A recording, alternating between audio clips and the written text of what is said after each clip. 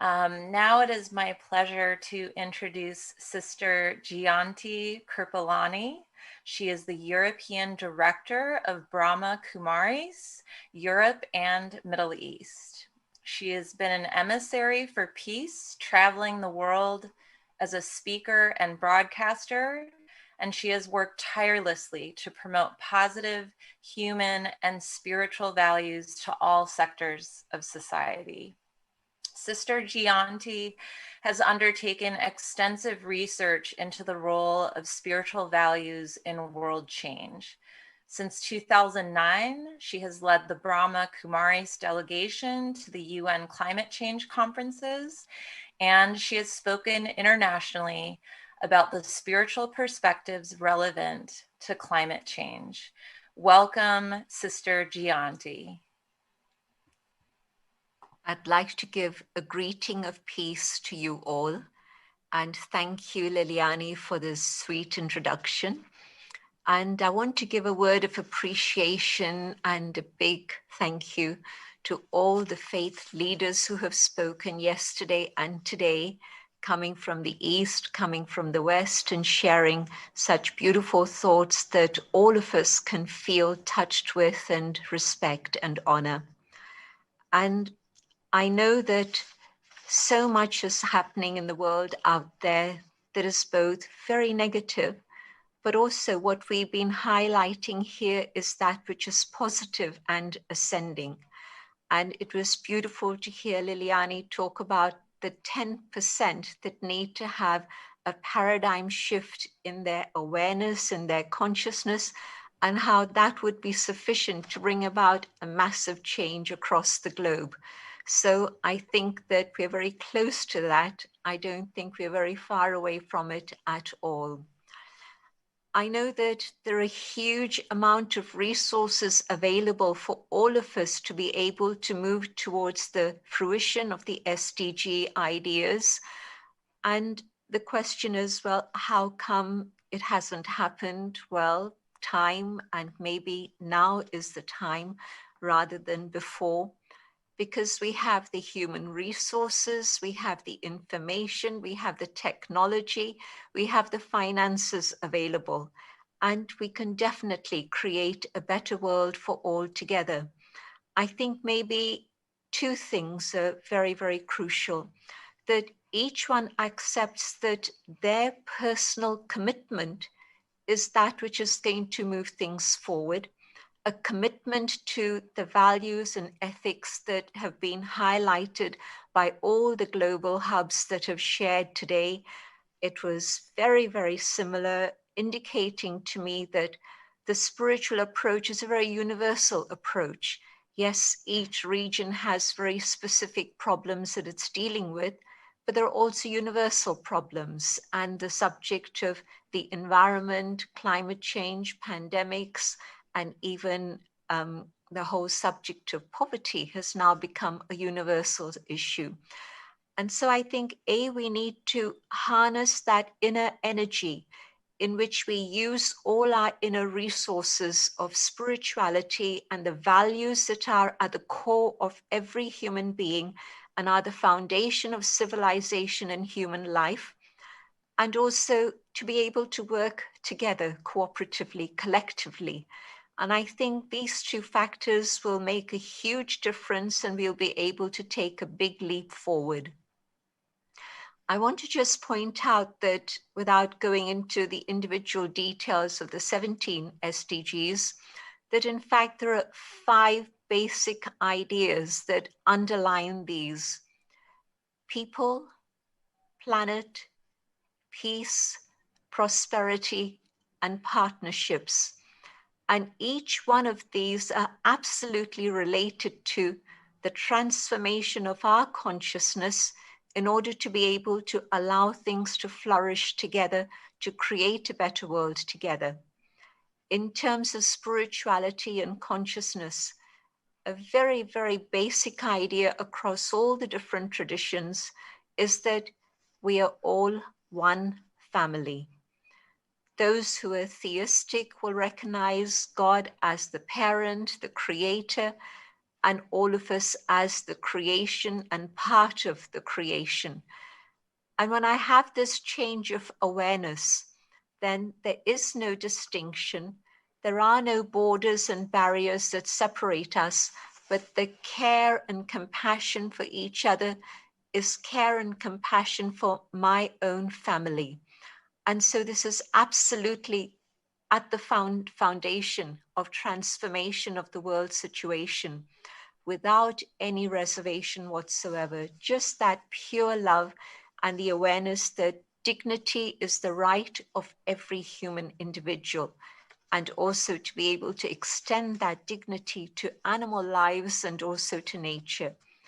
And then the planet, it's one home. We don't have a planet B at this point that we can all migrate to if we make a mess here and create chaos here any further. But we're getting all the signals, all the signs that change has to happen now. It can't be postponed any longer. And so in terms of the planet, again, all the faith-based organizations, all the faiths share the same concept of nature being sacred. And so even this body of mine is sacred, your body is sacred, but nature out there is also sacred.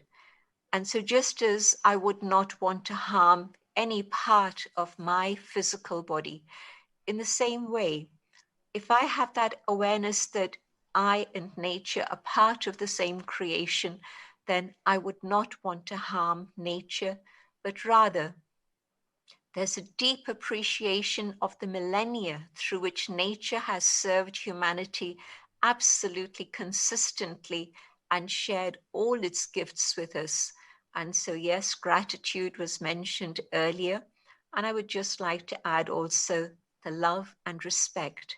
I've taken so much.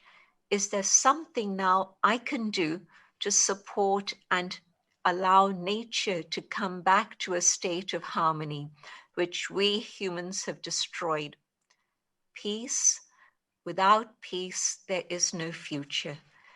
And without peace, there is no development, but development and peace also support each other. But where does peace begin?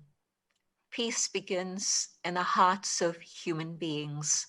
And so faith-based traditions will all say that peace begins with me, within my awareness, my consciousness, my understanding, my thinking, my speaking, my doing, and my being are the foundation for peace in the world.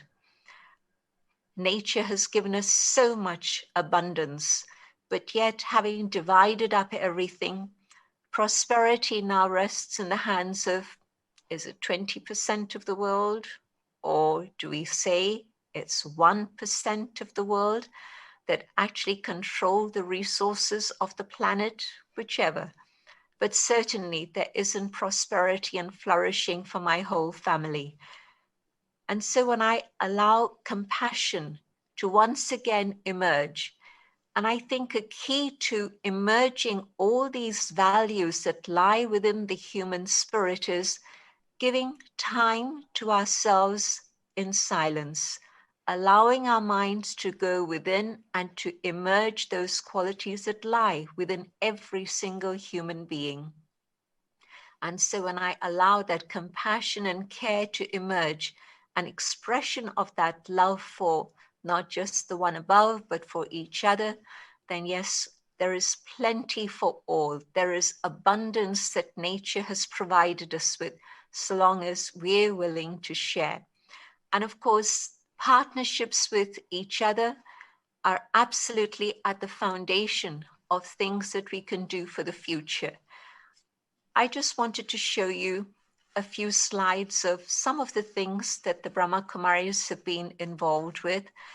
And I know that renewable energy is a major factor. And so, yes, all of us can invest in renewable technology. I'm not sure whether you're seeing the slide on your screen. Can you see it? Good. So this is one glimpse of India One, the solar thermal power station that's able to provide electricity for a community of 20,000 people at the bottom of the Aravalli range of mountains in Abu in Rajasthan, a desert area.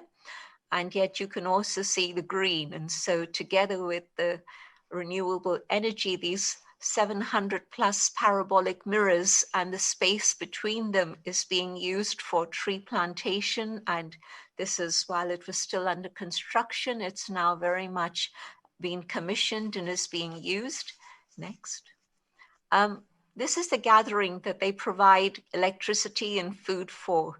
Of course, this was taken last year, and so this year we haven't been able to have those gatherings, but the solar system provides enough energy for solar cooking for 38,000 meals per day.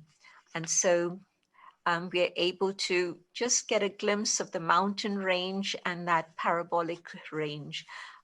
We've had local people have employment by having them. This was constructed by scratch on desert land. You can see the state of the mountains, but it was semi-desert arid land. And so the power of thought does many things. Here's an experiment that's happening across India, but you see little things here. But this is just a little example of how not just organic agriculture, but organic culture with meditation, yogic agriculture, is able to bring quite a difference between the flourishing of the seeds, one with and one without the meditation power. Again, you see this here, the without and the with. And so this is an experiment that's been happening not just in little pots, but across acres and acres of land, because the condition of the farmers in many of the places in India is a very sad one. Here we show another one, which is connected more with this, the use of wasteland, and this might be a familiar scene to many who've traveled to India, but this is a scene outside some of the gardens, one of the gardens, the municipal gardens in Mumbai. And as you see, it's not a very sweet scene. But Brahma Kumaris were invited to take over a number of gardens, firstly in Mumbai and now in many other places, so that with human energy, human resources, and of course a certain amount of funding, but more it was the human resource and the commitment of the heart. And you can see how wasteland has been transformed into one garden. But this is just one little example. And this is the time when we were working on the land around our headquarters on the hills. And so the transformation of arid land into, again, places of green and great beauty. And so this again has been a beautiful transformation of the landscape. We've also been working with street children in Ahmedabad. We've had transformation in their lives through the power of love and education, of course. And so that again has brought about a huge transformation in their lives. Many local companies supported the children to be given new clothes, uniforms, and come together in a school. And you see them actively engaged in various exercises. So poverty eradication is one of the goals, but we know that it's going to happen through education. We know it's going to happen through a transformation of consciousness. So essentially, all the SDGs can be fulfilled and can be fulfilled very, very quickly. But I see that all this can happen as we come together. And I want to thank the government of Iceland, but also Religions for Peace and UNEP and all the organizations that have been represented in this beautiful global gathering, because I know that all of us together can make a difference. Change can happen, and it happens by starting with me. But when I change, the world can change also. So thank you very much for having given me this opportunity to share some spiritual thoughts that are behind all these things that need to happen externally, but also for showing a few slides. Thank you so much. Om Shanti. Peace to all.